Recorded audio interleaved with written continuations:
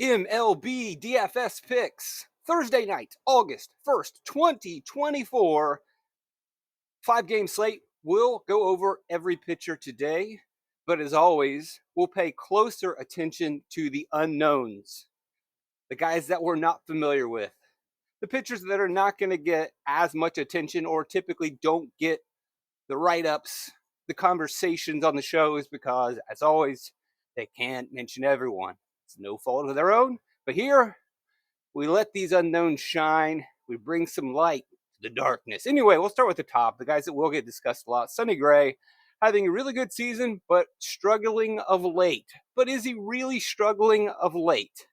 Yeah, his ERA is through the roof since June 29th. I believe his last 5-6 starts.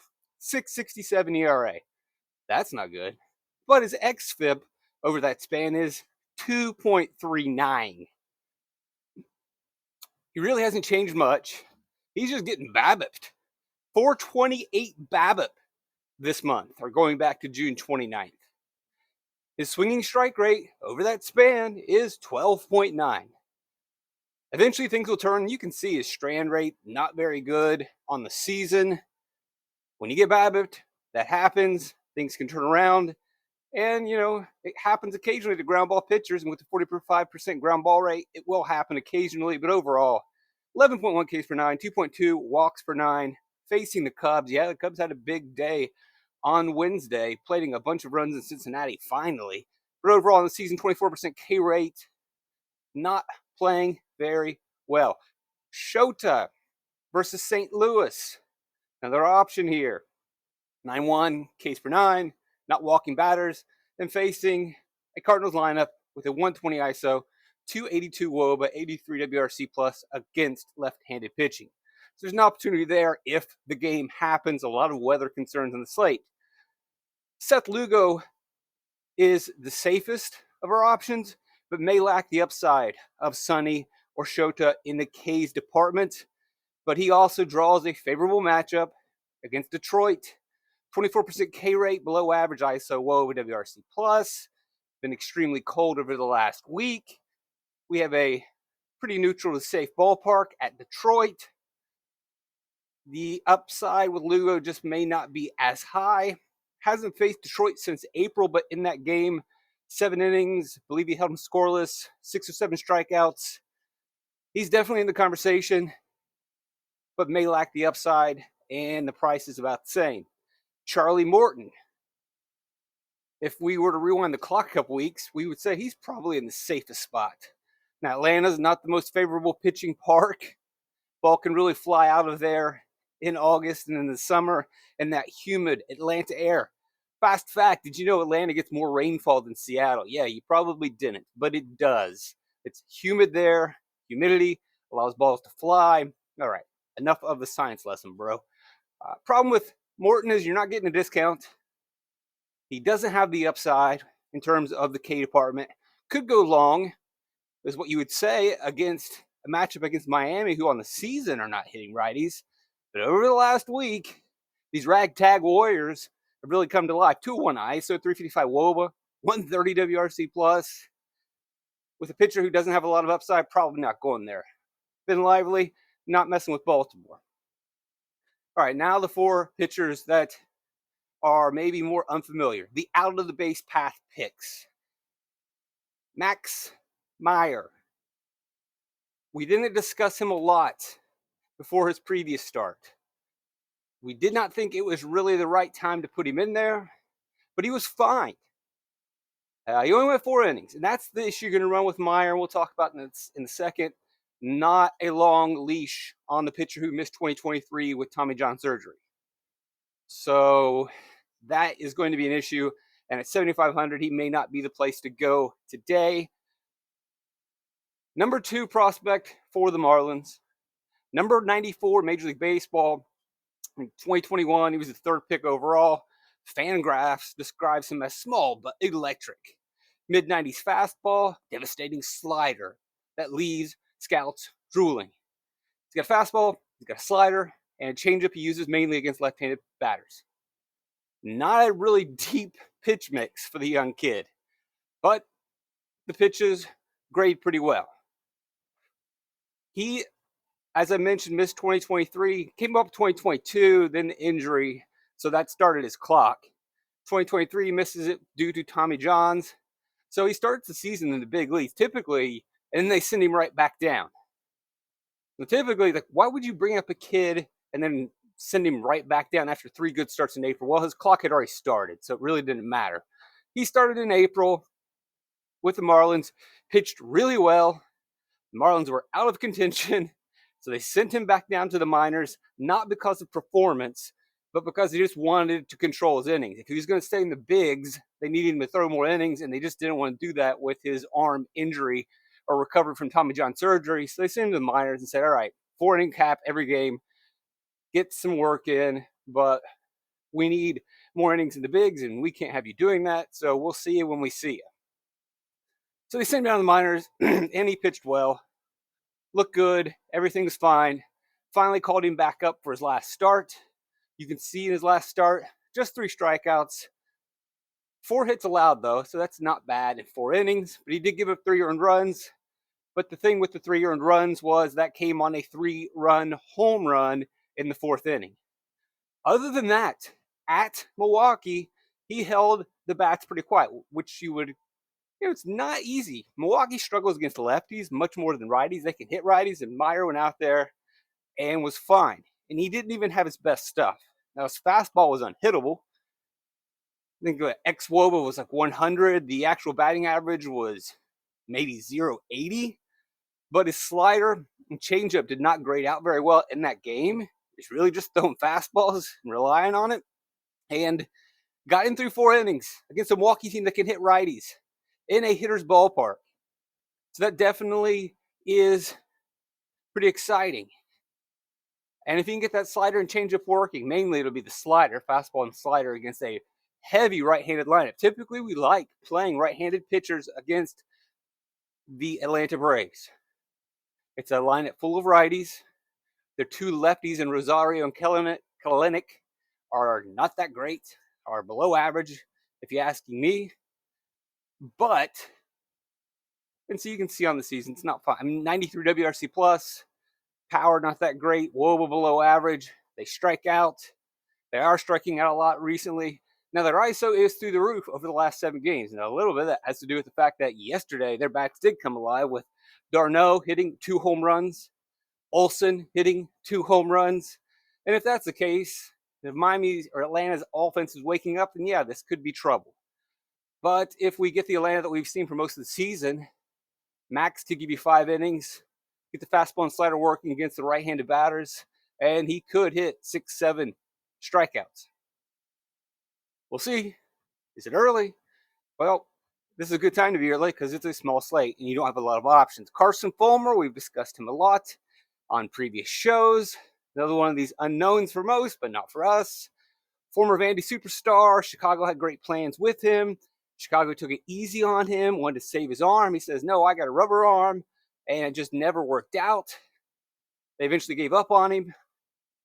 He went to Cincinnati, bounced around a couple other teams as a reliever, and now out of baseball for a while, shows up with Los Angeles and is having a pretty good season as a reliever. And they recently moved him into the starting rotation, and there really hasn't been any hiccups.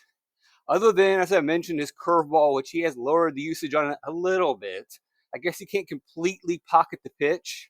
The best we can ask for is just throw it a little less because it is not grading out well, and it is serving up a lot of his problem home runs and issues. Hasn't really had tough matchups, Seattle, Oakland, but he has been able to strike out batters in those games. Game before last against Oakland, gives up a 2-run home run, or actually in the last game, I believe it is. So he went 5 innings, allowed 3 earned runs. That doesn't sound great. Only 3 strikeouts. But as you can see on the screen, he gave up 2 hits. So what's the story here? That's actually a pretty good 2 hits in 5 innings. Seems like he was dealing. Well, so he gave up a 2-run home run in the 2nd inning. All right, there's one of your hits. Then as he's closing out the game in the 5th inning, 1 out away from getting out of the jam, or not even a jam, he walks a batter. So he pitches his 5 2/3, walks a batter. They say, all right, bring in the reliever. And then the reliever promptly gives up a home run. So one of those runs gets charged to Fulmer. Overall, 5 innings pitched, 2 hits against Oakland, who have been hitting pretty well of lately. That's a pretty solid performance from Carson Fulmer, and he's facing a Colorado team that can't hit, 25% K rate, 83 WRC plus, and we know that Colorado on the road is even worse. Fulmer definitely in play. Trevor Rogers, hyped him up before his last start. We're excited about him in that spot. Not as excited, but we can spin it here in a second to maybe allow you. Because we've talked a lot about Rogers lately and him slowly recovering from injury coming into the season. Probably never going to be the guy that he was supposed to be, but can definitely be a middle of the relief or middle of the rotation pitcher. Well, at least for Miami. Maybe he's going to be back in for a team like Baltimore, but either way, he can be a quality pitcher again. And he's slowly working his way there. A lot of his thoughts was in terms of if you get fastball velocity up, and it did improve and his numbers improved. Then it's kind of dipped down, but his numbers have still stayed pretty good. Walks have been an issue with Rogers, not terrible, but a lot of really good starts. And then going into the last start against Milwaukee, a team that could not hit lefties, we thought, yep, this could be a great opportunity for Rogers. And didn't strike anybody out, but he was able to go 5 innings, get the win, and limit Milwaukee to 2 earned runs at Milwaukee's ballpark, which isn't too much of a surprise. And some people say, well, now that he's out of Miami and he's going to be pitching in a hitter-friendly ballpark or even the AL East, which, yeah, that is a concern. But with Rogers, he's actually been better on the road this year. June and July, an ERA of 3.56, 3.38. 1 earned run, 2 starts to go against the Mets. That's important because the Mets can hit lefties. And so we look at today's matchup, we see he's facing the Indians, who can't hit lefties, but they're not really hitting lefties that well over the last month. And over the last week, Cleveland's offense has scored a 73 WRC plus. So there's your spin. Typically, we don't want to go after Cleveland, but small slate, they're not hitting. Rogers is trending up. We'll see how he does with his new team. Ryan Feltner, the last player we'll talk about at the bottom, gets the park upgrade for the pitcher going from Colorado to Los Angeles, and he has benefited from that this season. His ERA on the road is like 6.19. At home in Coors is 6.19. At home or on the road, it drops 2 runs to around 4.19. If you look at Feltner's last 6 starts, 2.60 ERA. So really good over his last 6 starts. Now, 4 of those starts have come on the road. And the 2 home starts were against San Francisco, a team that can't hit really all that well, and Milwaukee, who I think are overrated at times. Over that span, his slider, his changeup and curve have graded out really well, which should get you excited. But the only concern there is the Angels grade out pretty decent. They're not above average, but they're right there as average against sliders, curves, and changeups. So whose strength will win out in this matchup? I probably would lean on Feltner there, but I would have loved to have seen a Los Angeles team that's not very strong against right-handed pitching. 23% K rate, 141 ISO. Grade out worse against those off-speed breaking pitches, but that's just not the case. Again, 6 ERA at home, 4 on the road, so that's a benefit. An interesting thing with Feltner is he's pitched a lot more on the road, almost 20 more innings. So if you look at his raw numbers, it's really kind of hard. It's very misleading. He's given up double the amount of doubles on the road, but he's better on the road. Well, he's pitched more innings on the road. He's almost doubled up his walks on the road. Again, he has logged more innings. Home runs are about the same, but again, he's pitched more on the road than he has at home, so you can't really compare. It's not apples and oranges. If you look at his XFIP, actually, for Feltner, where we are adjusting for ballpark, it's 349. So, yeah, he does have these home road splits on the surface and traditionally looking at it, but he's been pretty much a good pitcher day in, day out, no matter where he has been, or a decent pitcher. So you get him getting the traditional boost, at least, at Los Angeles against a team that's not hitting that well. Definitely there. So if we're looking at these value junk guys and we wanted to make judgment on who we probably like the most, I think Max, because of the prospect ranking and all the flashiness, is going to stand out and probably go over-owned. And I do worry that Atlanta is waking up. And I don't really want to put him as number one, but I believe he probably will be more popular than these other pitchers. And I believe Rodgers would be the lowest, based mainly on he has made improvements for Miami over the last month, 2 months. He's been good, but he's not striking out a lot of guys. He can walk batters, and he's facing Cleveland. And despite their recent struggles, people still believe land in Cleveland. So for me, it's Fulmer and Feltner.